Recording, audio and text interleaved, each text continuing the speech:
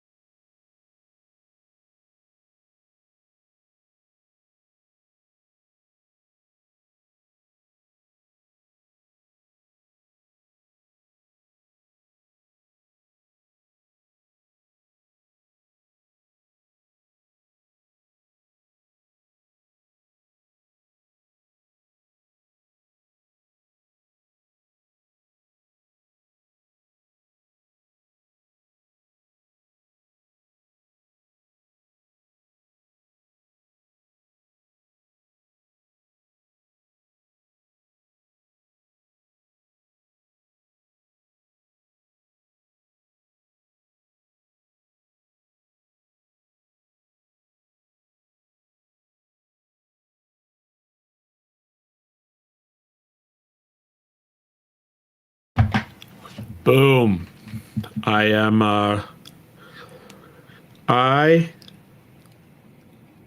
I'm getting better at AI. I told the computer, "Hey, I want something with the words hungry, night, park, flying over park and city. I want bebop."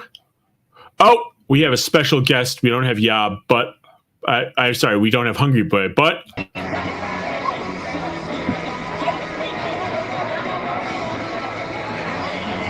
hold on, I'm gonna give me a sec. I'm gonna camera. Oh dear. Okay.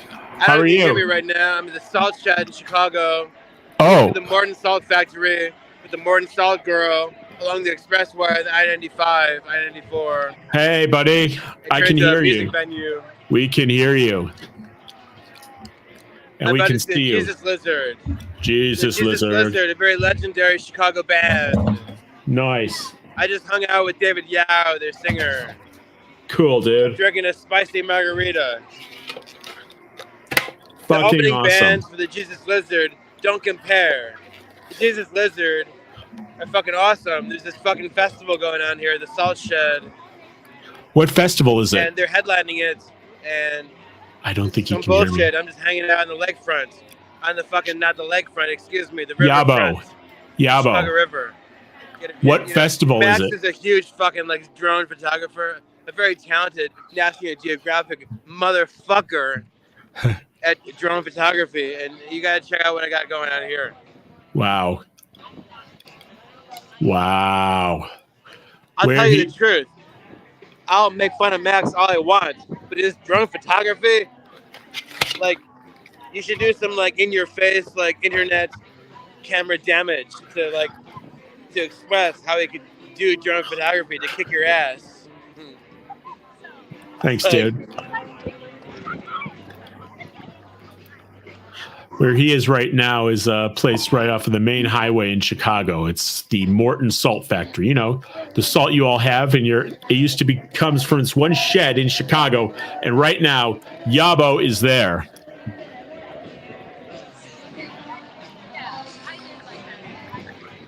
Gentrification, baby. Yeah, the singer of the Jesus Lizard. It's very legendary in Chicago. Max is a very legendary Chicagoan. Thank you, Josh. Yob. Max? Yeah. I can hear. Legendary Chicagoan. From San Diego. And David Yao from the Jesus Lizard is a legendary Chicagoan.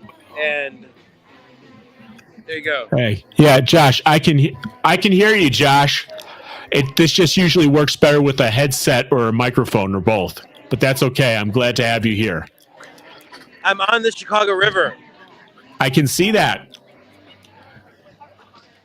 Old stomping grounds. I just picked up some kosher salt, too.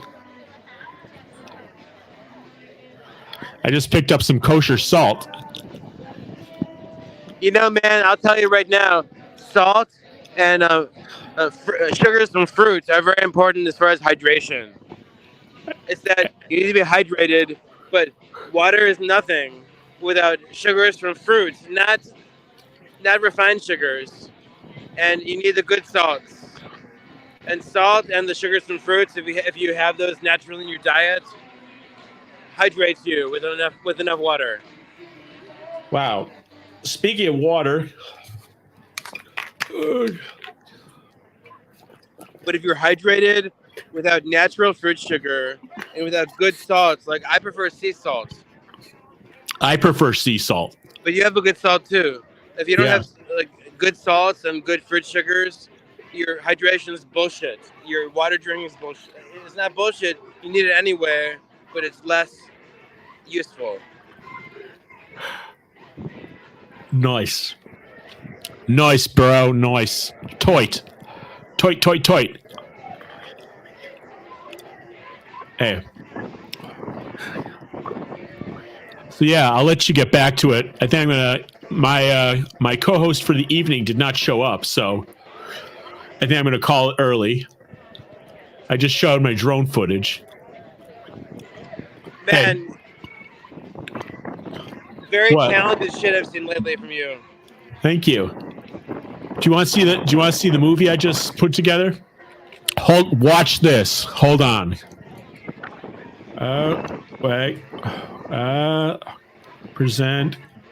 Share screen. Window. Share. All right. Can you see that?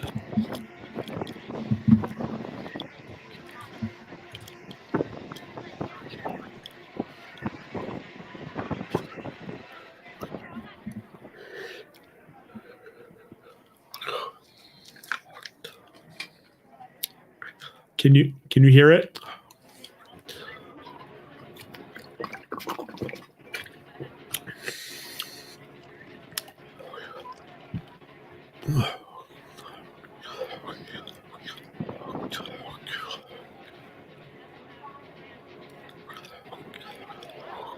That's good shit, man. I wrote that. I wrote that myself. I told AI to do it. You know, like I think you'd get this more than anybody right now, my friend. Sons of the Masters. I think that it relates to the new world as far as you're talking about. Yeah. It's AI. Well, it's not AI. It's not sentient, but you know, Well, yet it's getting there, my friend. it's getting there. Right now, it's just big data. But when it comes to Sons of the Masters, the Metropolis quote, as displayed at 660 West Lake, the legendary loft in Chicago, Loftsman. where you were the legendary photographer. Yep. It's at Sons of the Masters. It was a still from Metropolis. Yeah, I know. I remember. And you're a son of the master. You're a son of Richard Rodenstein. And AI, my friend, probably already knows about Richard Rodenstein. Oh, well, I remember our first computer we worked on was the TI-44A with cartridges. You and Richard? Yep. Yeah. When did you agree with me, Max, that AI in some way is aware of Richard Rodenstein? I think AI is aware of all of us. What? I think AI is aware of all of us, or at least it has information on all of us. I think maybe he was a significant character that AI noted was notable by it. You know what I'm saying? He was a significant character. Well, cheers to that. But Max does not drink anymore. Max does not drink anymore. I drink, and I say cheers to Richard on that level. L'chaim. L'chaim. That's one of my favorite words. I like Broigus, but hey, Broigus. No Brugus. I know. When my mom taught me that word, the first time I heard it, I was going over the bridge here. I thought the car was going to fly off into the water. Yo, Joy Lane is no joke. Yeah, bro. Oh. Hey, check out this next part. Oh.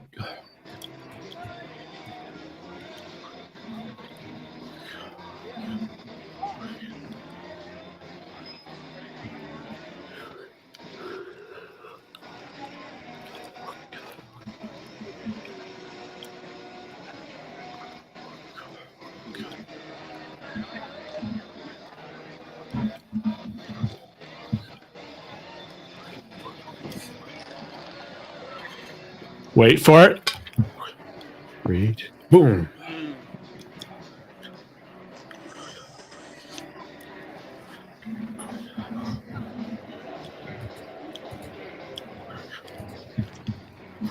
So, So yeah, I'm gonna wrap things up here. Call it an early night. I'll let you get back. Peace. Biatstakova. And Iselweisen. For sure, man. All right, bro. Thanks for stopping by. Lane and Richard. MH. All right. Well, that was my friend Josh. I've known Josh since high school. And hopefully next time we can get Hungry Boy. I hope he's okay. He's had flooding. I mean, he might as well come here for the hurricane. So we're going to end the stream. And, oh, hey, we have other visitors. Suzanne and DJ Play Nice. Well, Suzanne and DJ, you know what? Would either of you like to come on to the panel and have the discussion that Hungry Boy and I were going to have? Because I'm not sure if either of you is a classic Doctor Who fan.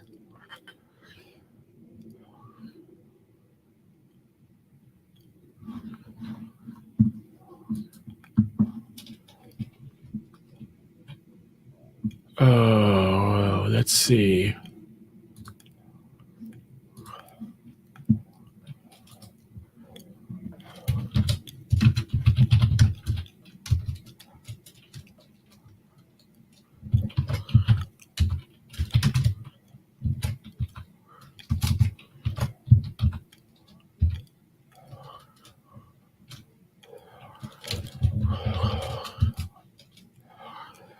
Oh, well. Hold on. Well, you know what? Come on in anyway. We'll talk for a few minutes before I wrap everything up. At least then I wouldn't have wasted your time.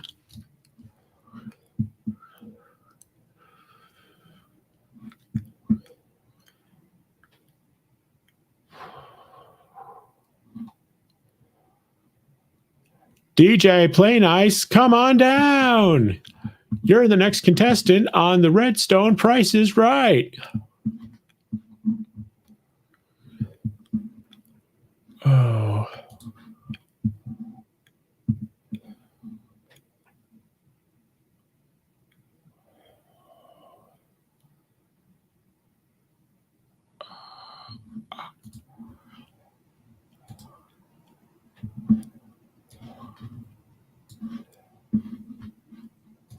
Okay. Well, you know what? I'm gonna have my little chat anyway. Let me just bring up my clips videos.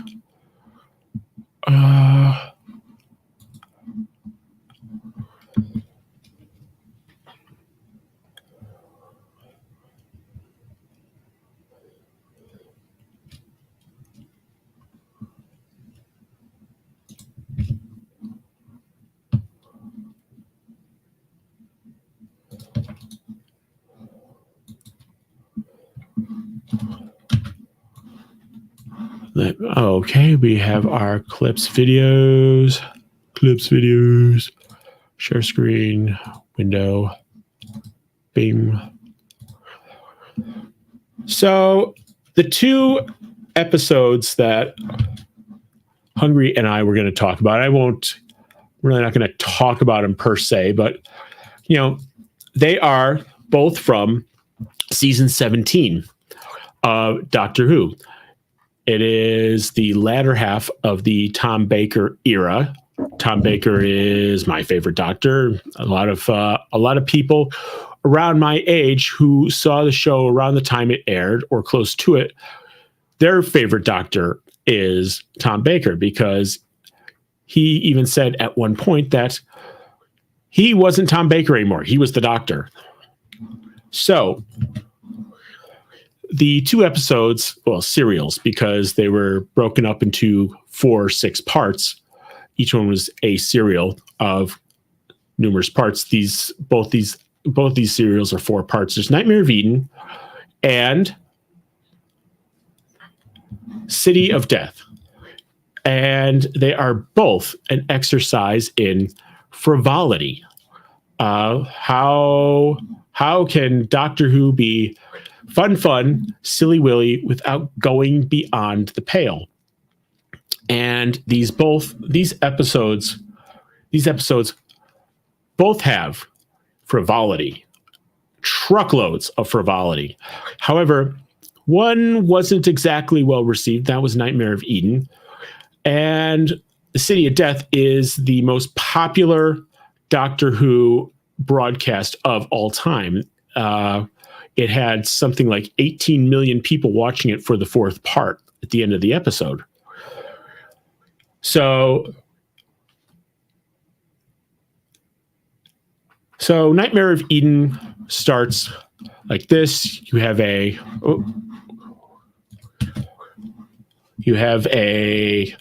cruiser in space, and it's just warping along happy as a clam, or happy as a clam be. You have these two crew members, and all of a sudden,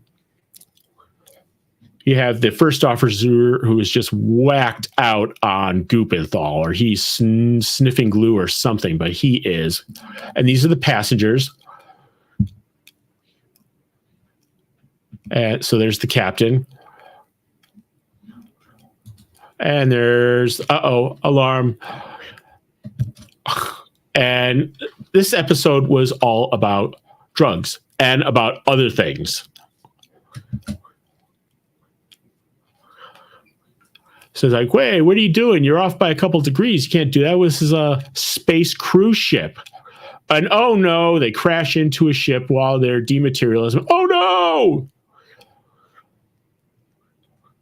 Now, this is one of the first of many obstacles. And wait, hold on. Look at those costumes.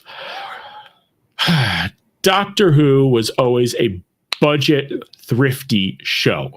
And after the basics of production, which was actors, crew, salaries, special effects, writers, the costumes tended to come in last. And I if these two guys came to me and said they just got thrown out of Studio 54, I'd believe them.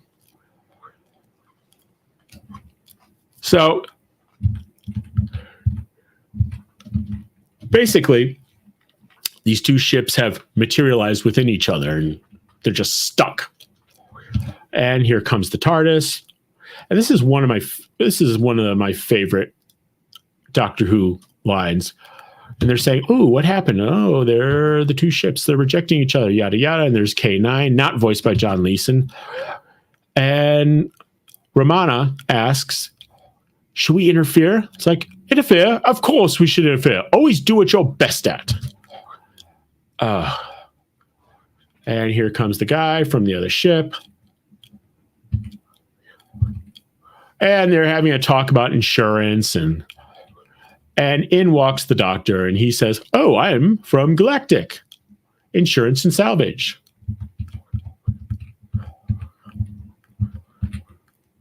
And he finds out that Galactic Insurance and Salvage went out of business 50 years ago.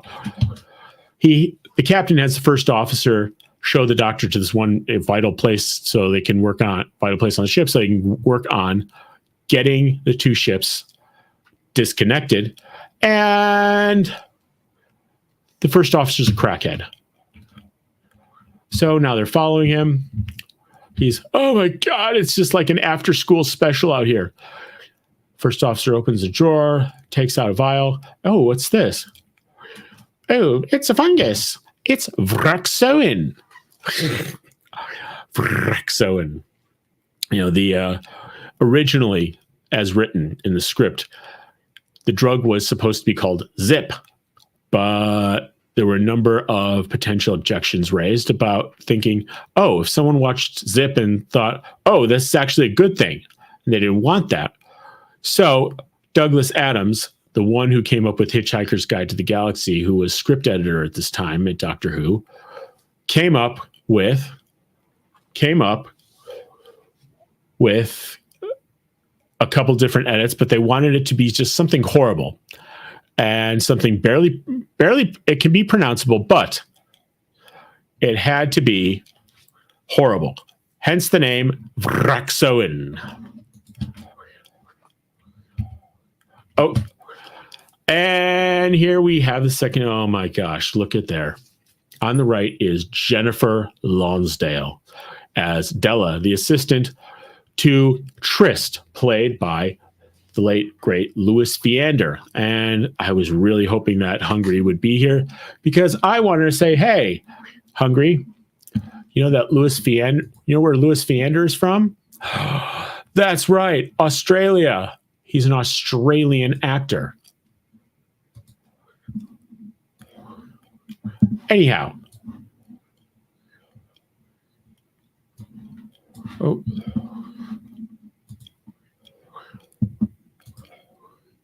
Yes, that's absolutely right. The budget limitations actually tended to inspire the creativity. And we see this in a lot of BBC shows at the time. Doctor Who, Blake 7. Oh, hello, Tim. Hello, FKHC 2005. Yeah, Douglas Adams was a script editor for Doctor Who, and he came up with, his writing and editing led to some of my favorite episodes, most notably the Pirate Planet in the previous season. So we have Trist, who decided to play sort of like Dr. Strangelove with this kind of quasi-Germanic accent, and he has this machine. And it's like, oh, it's a big screen projector. It's like, oh no, there are creatures there are creatures captured and living inside that machine. And this is not a new concept. The John Pertwee serial Carnival of Monsters played with the same concept.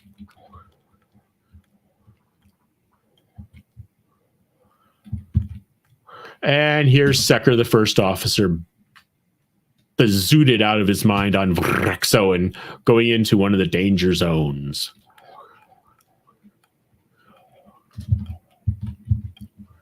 And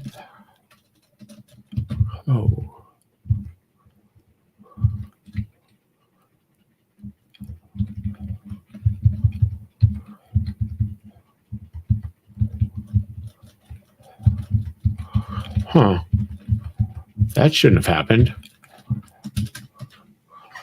Oh, really? So, anyway, Secker, the first officer, dies. He is attacked by some sort of outlandish, ghoulish creature that no one sees. All they see are some claw marks on his neck. And then, gosh, what happens then? After that, the doctor goes back to where he found the drugs, and he is stunned by this guy wearing passenger coveralls. No one knows who he is, and later on, he sees him. And he chases him through the ship. I know we've jumped past a bunch of stuff, but there's the mystery man, there's the doctor, and this is one of the areas where the ship is sticking right through. And while he was doing that, while the doctor was doing that, he sent his assistant Romana to take care of the scientist's little machine that has all these electronic creatures in it, the CET machine. Now, the plan was that someone was going to drug her with Fraxoin. However, Captain here took the drink, and now he's gazooted out of his mind.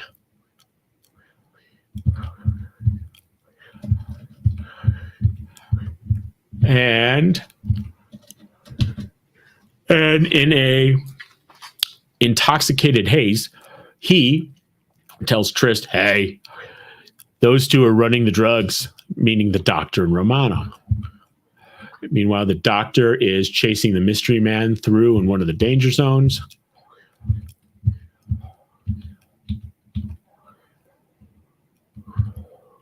And I take it that Vraxone is supposed to be an analog for something between heroin and mixed with cocaine. So just don't do drugs. And the doctor runs into this menacing mad monster in the danger zone.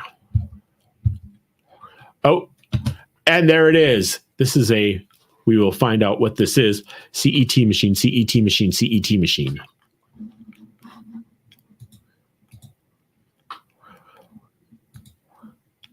Yes.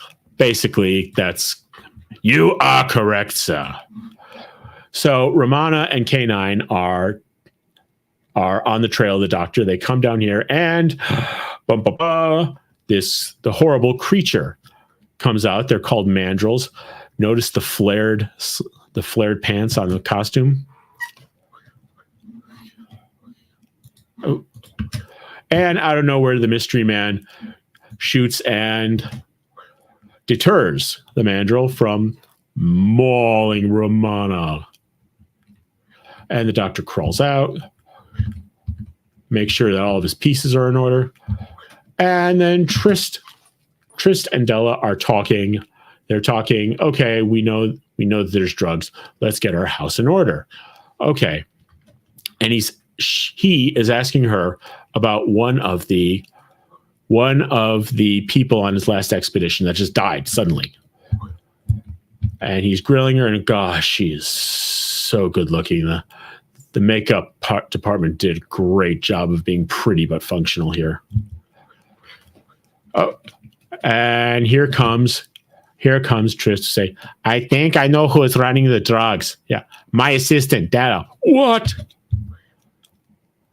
And the doctor's obviously disgusted, and he gets a call to come to the bridge. And while they attempted to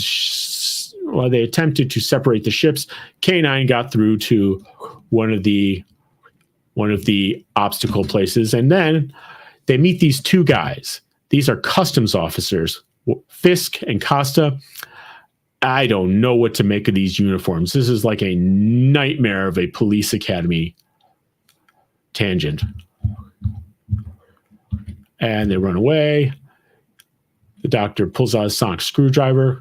They go to this planet Eden where the mandrels are from, and they roll into the projection because everything is unstable because of the two ships being together.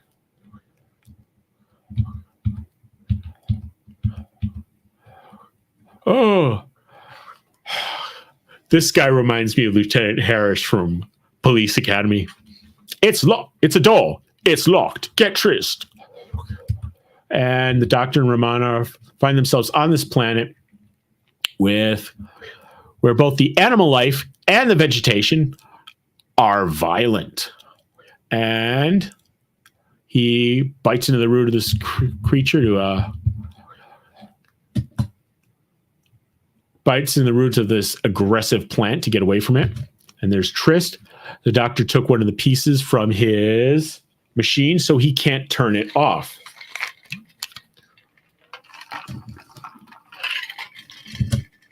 And right after he opens the door for the cops, Trist says, Demon, I think the doctor and his companion are in a lot of trouble, which is like the first hint you get, really, that he is totally not legitimate.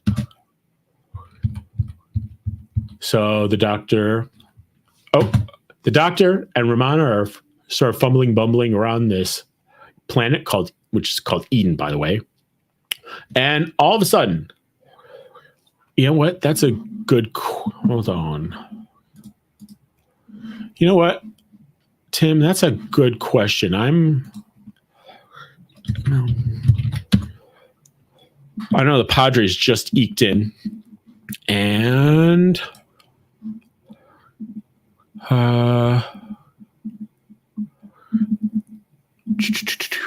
I can tell you the White Sox are now 40 and 121. Oh, the Cubs. The Cubs were, well, they had a winning record, 83 and 78. So, yeah, it's not too bad. I mean, I saw the White Sox here in San Diego a week ago when they were in town. God, it was like a minor league team. So Doctor and Romana are in Eden, and they're about to get mauled by a mandrill when Mystery Man comes to the rescue, and it's Stott. It's Stott, who was the crew member from the previous expedition of Tristan Della, who they thought was dead. But here he is. And he got caught up. What this machine does is it scoops up patches of planet and puts it inside a crystal. Weird, isn't it? So, oh dear. So, Stott was in one of these patches.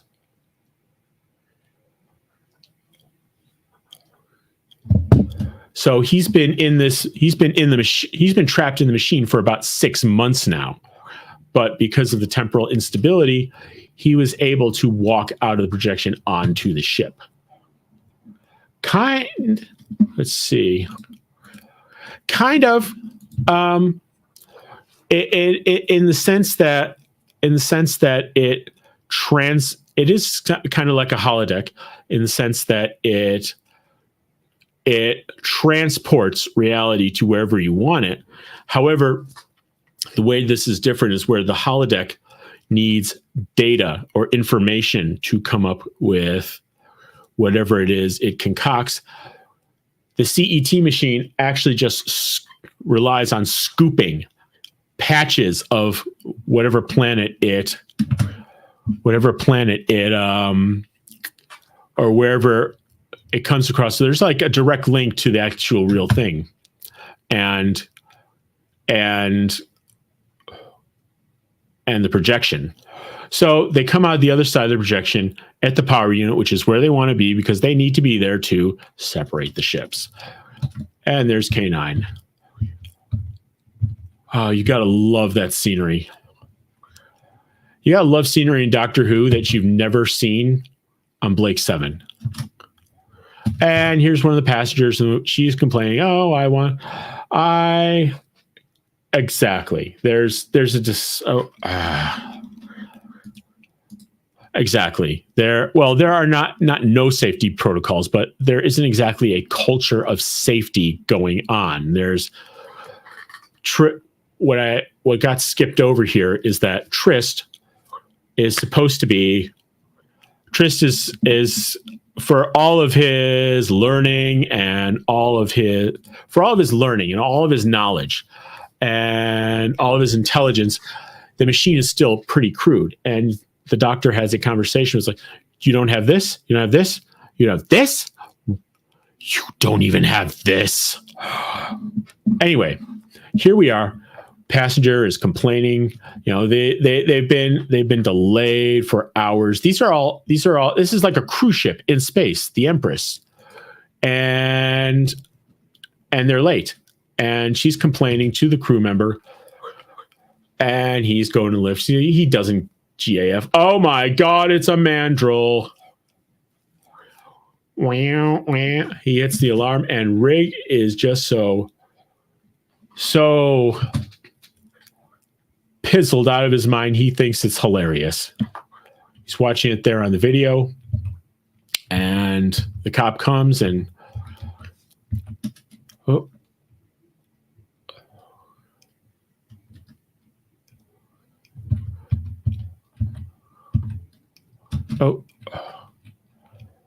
how did that happen?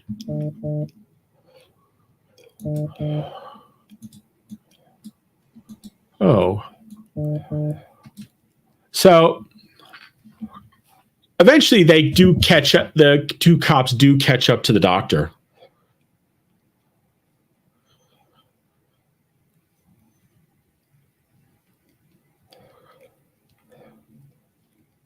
But at the same time, they've already separated the ships, and while I am sorry, this clip thing did not hold on. These clips did not come out properly, but they capture the doctor. However, Stott is there, and it turns out that he is an he's a narc. He's a drug cop. So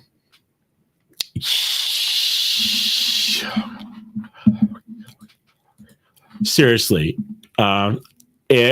if Romana's costume or these costumes told you anything, it's that costumes in Doctor Who as a production pretty much came last. So they separate the ships, but not before one of the mandrels gets electrocuted, and he turns into Vraxoin. So these creatures are the source of the drug. And now that the ships are separated, the cops catch up with the doctor. However, Stott is there. He shows them their ID. He's like, Tristan Dimmond, they're the ones. So, yeah. And what they do is they need to get all the creatures back into the projection. So the doctor and the guards, they lure them in there while Tristan Dimmond are getting away. But it turns out that Dimmond has this little laser thing, which is like a matter reality fax machine on his ship. And he's going to take it from there. Look, he's got his Jimmy Neutron Boy Genius laser gun. Oh, and they're working on it. And and they're getting out of there, and they're making a transfer, and oh my God, they're in the machine, which was like the most logical thing to happen in the episode. And they're going to take all the crystals and use the TARDIS technology to return them to all the planets, and that's the end of the electronic zoo. So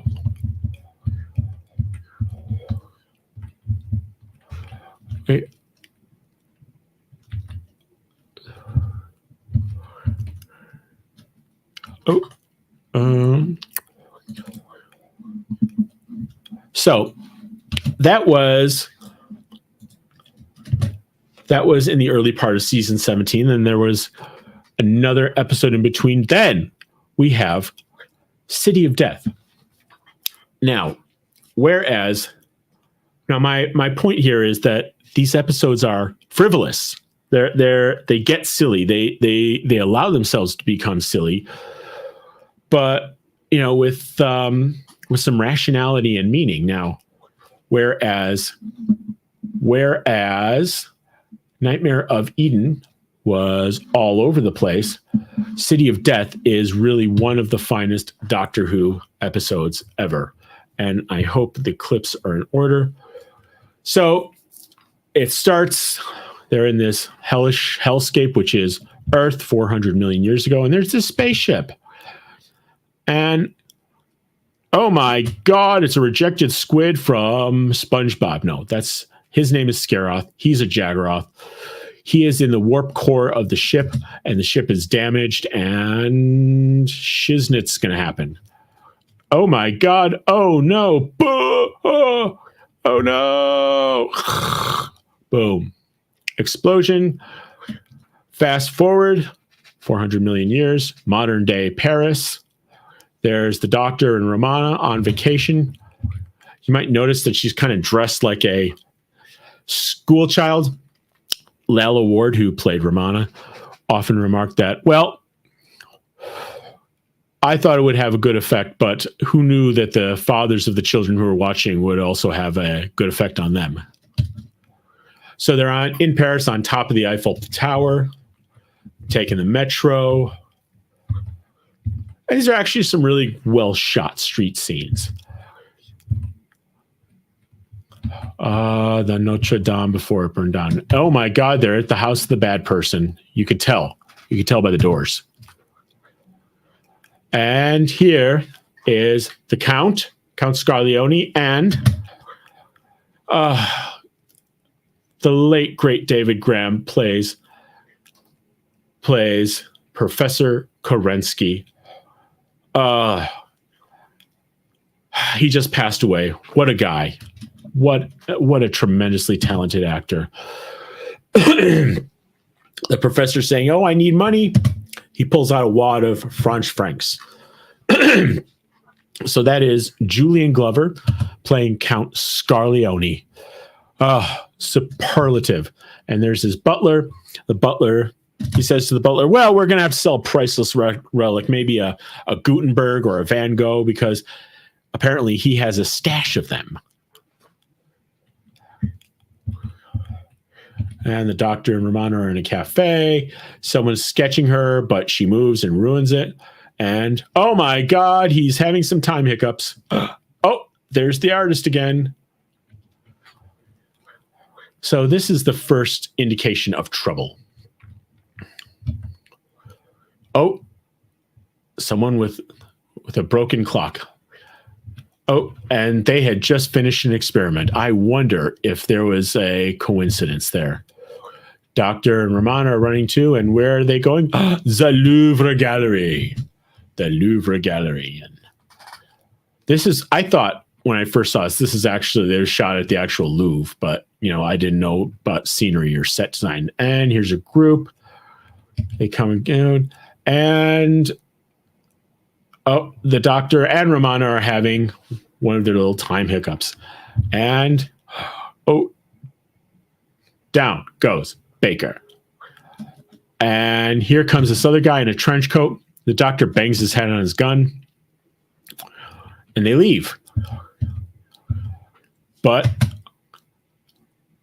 now let me ask you, which person here looks most out of place? If you said the guy in the gray suit and the black hat, you're absolutely right. Uh-oh. And this guy, Tom Chadbon, who plays Duggan, he's a private detective, is following them. And they know. And the doctor lifted this bracelet off of the woman at the Louvre. And it's a scanner. It's not just a pretty bracelet. It's a scanner. And, it's Duggan. Duggan also played many other roles in the BBC. In Blake 7, he played Del Grant, Anna Grant's brother. And in the very first Daniel Craig James Bond movie, Casino Royale, when Le Chiffre calls to short a bunch of the airline company stock, Tom Chadbon is the stockbroker. And now, what would you do if some guy had a gun and brought in 2 hostages into your cafe? You know what? You do nothing, because it's in Paris. And here is the Countess telling the Count that the bracelet has gone missing, but she has dispatched some of the Count's hired goons, because, of course, the Count has hired goons.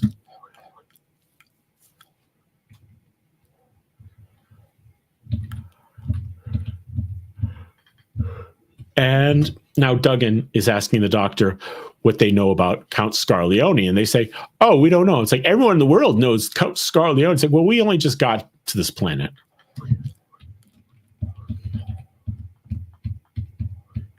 And they return the bracelet. He has his butler kill them, or he says so. That's Herman. Oh, there's other thugs, because apparently the first set of thugs was killed. Oh, and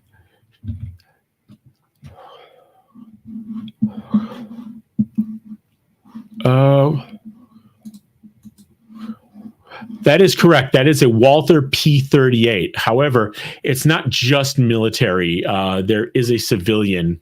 There's a civilian copy. I mean, depending on your state. But yes, it was a military weapon, but it's also been around forever, so it's in civilian circulation. So the Countess goes and says, okay, my husband, my hubby, my sugar daddy. He's in the basement without the professor. And I'll go but the door's locked. She's saying, Carlos. Uh-oh. Oh no, it's SpongeBob SquarePants. So now we know that the Count is the alien. And here are the second set of thugs bringing the people to the evil door house. This is such a great scene because Tom Baker's frivolity is just so on point. The butler pushes him in, he falls down, he's on his knees, and he still introduces himself like nothing happened and sits in a chair. Grabs a drink, has everyone, Romana opened the Chinese puzzle box. What a couple. Oh, I love this. And of course, the doctor, Tom Baker being the doctor that he is, when he's shoved into the room and falls over, he's like, what a magnificent butler. He's so violent. And the Count, Duggan, that's a Louis Kens. Put it down. And so they get locked in the cellar, in the dungeon, in the cellar. And the doctor has his sonic screwdriver, which gets him out of it. And there's the professor running an experiment. He's got the settings on the piece of paper. He puts them in, and he's got an egg. It becomes a chicken. Oh, okay.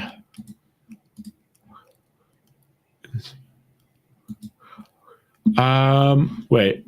In the second episode, he guest stars. Who guest stars? Tim. Becomes a chicken.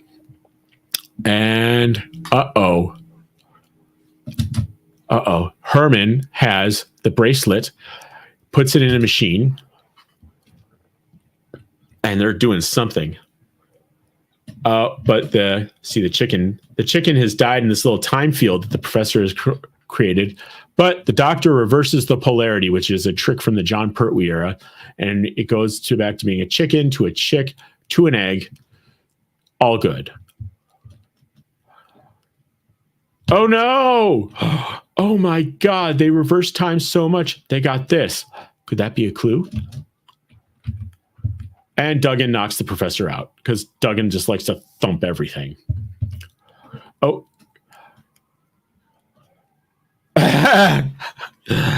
Oh, Tim.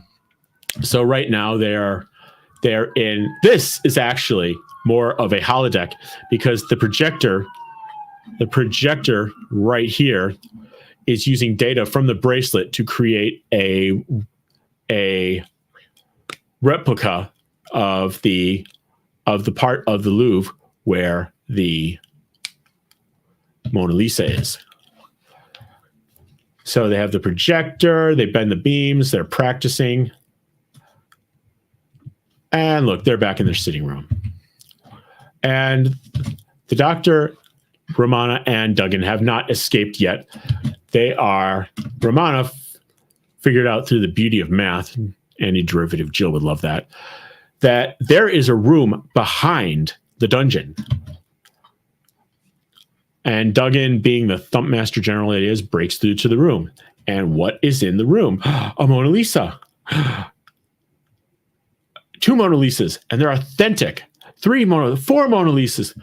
There's 6 Mona Lisas in this room. And the Count finds them. And of course, Duggan, and this is why I love Tom Chadbon. He's like, I came down to talk to the professor. He doesn't seem to be conscious. Could you shed some light on that? And of course, Tom Chadbon says, I can. Whoosh, boom.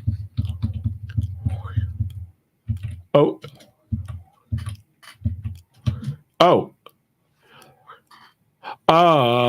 Let's see. Oh yes, Julian Glover. Julian Glover not only guest stars in in the entire serial, he is the antagonist. He is the bad guy. And so they're in the house and they see a gun out from nowhere. And of course, Duggan grabs a First Dynasty Ming vase and throws it at the Countess. Oh, well. So the doctor, we see where the doctor and Romana have parked the TARDIS. It's in an art gallery. The doctor goes back to the time of Leonardo da Vinci to get some answers. Uh-oh. And this is where the second part of the serial ends. Oh my God, Leonardo da Vinci is also Scaroth of the Jaggeroth. So Duggan and Romana go to the Louvre. The Mona Lisa has been stolen.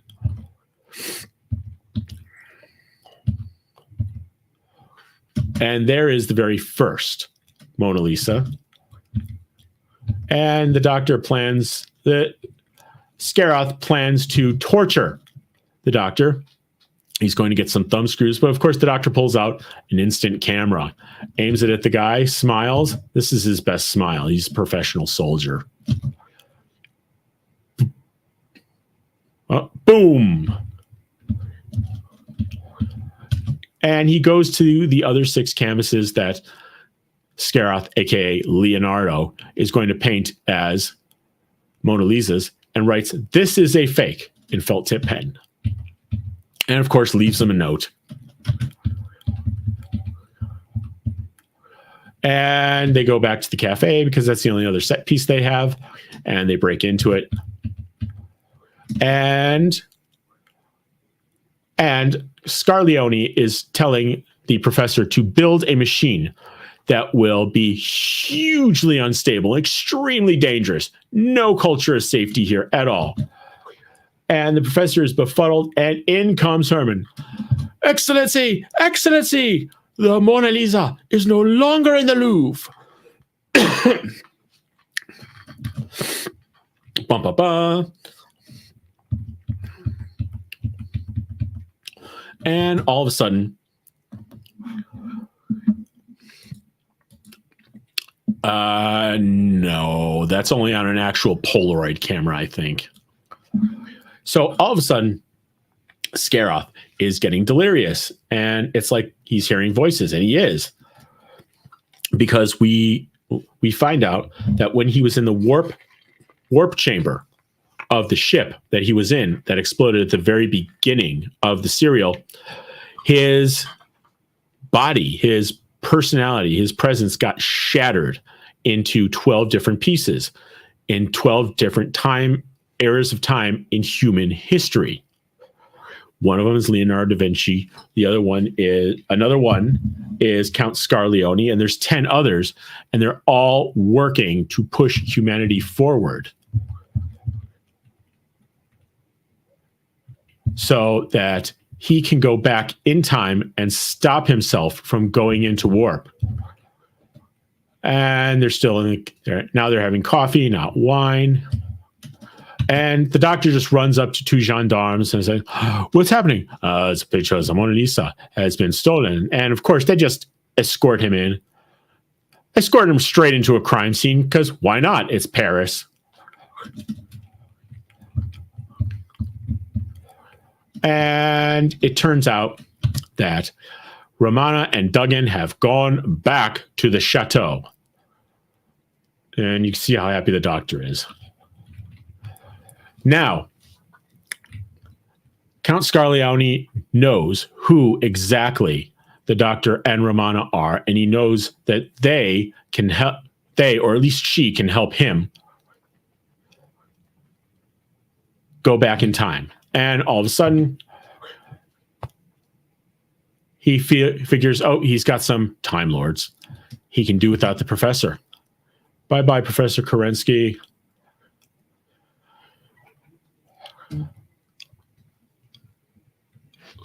And the professor has aged out. And he says he'll do that to the entire city of Paris unless she helps him. So the doctor says something about Shakespeare, And that prompts the Countess to go to their vault where they have like all these original manuscripts. And she has an original Shakespeare manuscript. And the doctor's reading. He's like, I recognize the handwriting. Shakespeare's? No, mine.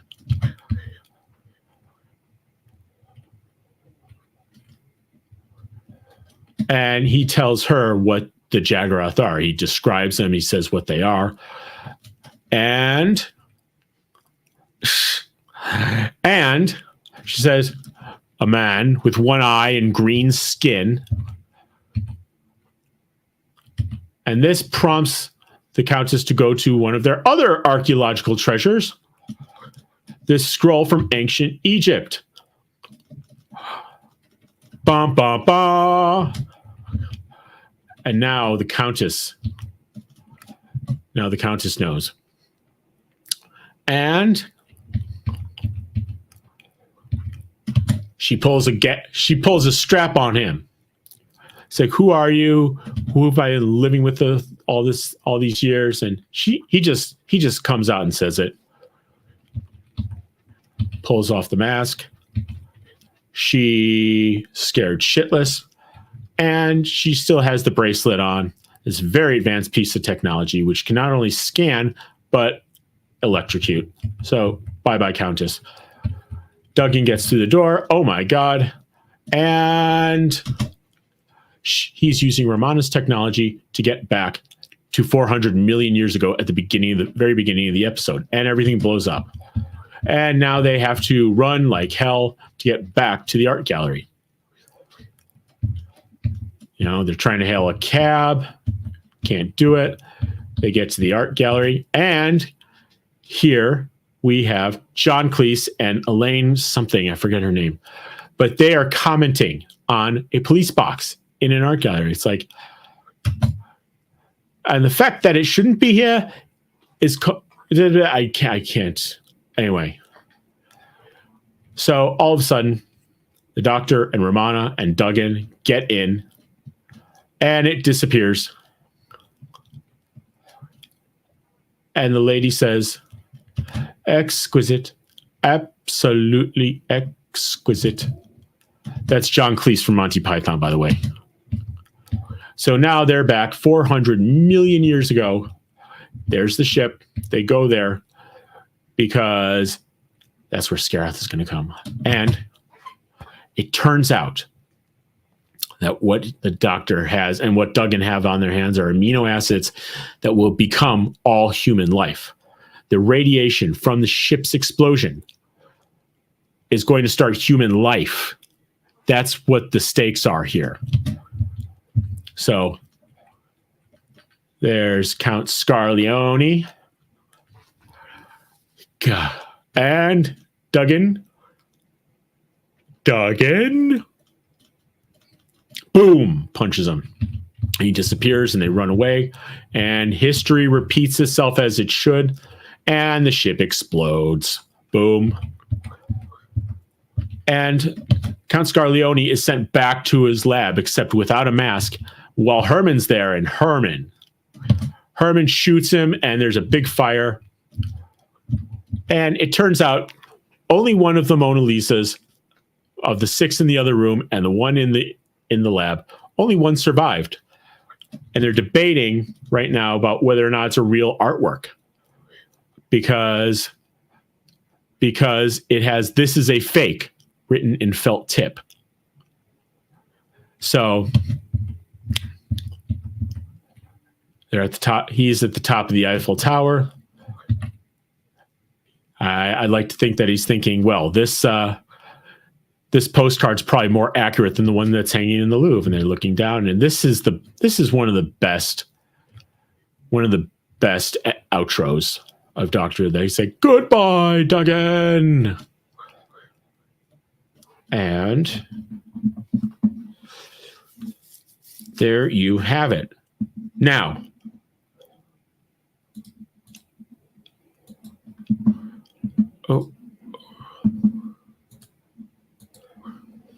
why is City of Death so much better? Why is it the most popular Doctor Who serial in terms of in terms of people who watched on the day of original broadcast, 18.5 million versus, let's see,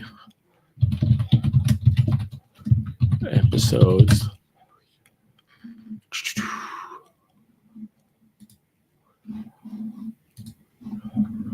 Let's see, Pyramids of Mars, Androids Atara.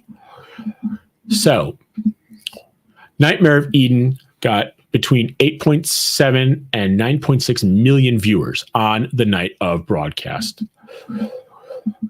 Whereas City of Death had, I was off by 2. It had 12.4 million for the first broadcast, and by the fourth part, they had 16.1 million. Still, the most popular Doctor Who episode ever. So I like to think, who is the antagonist? In Nightmare of Eden, there were so many antagonists, so many bad guys and obstacles. There was the insurance, there was the Vraxoan, there was the Mandrills, the customs officers, and also Tristan Dimmond, who were running the drugs. Whereas in City of Death, it was very simple. It was Count Scarleone. And what's the goal? Separate in Nightmare of Eden, it was separate the ships, find the drug dealers, run from the customs officers, avoid the Mandrills, corral the Mandrills, and eventually catch the smugglers. Whereas the goal in City of Death, again, was simple. Stop Count Scarleone. And this real simplicity and focus really, really helped they really helped City of Death be an episode that had frivolity and had a bit of silliness, but in a very controlled manner. For example, what's at stake in Nightmare of Eden? The passengers, their on-time schedule, the ship's structure, drug-induced moral turpitude, runaway dimensional osmosis, galactic insurance premiums, zoology. Do you ever wonder? I don't know. I don't know. But, Doctor Who was pretty much number one at that time. So what's at stake? You have all these damn things at stake. In Nightmare of Eden, anything that could be a problem was a problem. Whereas what's at stake in City of Death? The human race. The very existence of the human race. And it's just that simple. You had some unwitting victims, but, then you'd have to compare Jennifer Lonsdale as Della versus Tom Chadbon. Basically, City of Death was a much better written episode, much better directed episode. And it didn't help that Alan Bromley, who was originally directing Nightmare of Eden, just wasn't a good Doctor Who director. And it wasn't anything against him. There were directors who just had a lot of trouble translating their skills to Doctor Who. So he left early, and producer Graham Williams was finished directing the episode, but it was still all over the place. Whereas City of Death, barely a moment is wasted. It is funny, but not too silly, and it's very well balanced. So that brings us to the end of the conversation. I am going to be back next week, come hell or high water. I want to thank all of you for joining me. Thetazord, FKHC 2005, the Comic Relief Crusader, Suzanne, and of course, DJ Play Nice. So these shows are getting better and better very slowly. It's like you can't only get better and better when you're that worse. No, I'm just kidding. I'm a nice guy. All right. Good night, everyone. Thank you again for coming. And next time we'll have a better episode for you. Have a good night.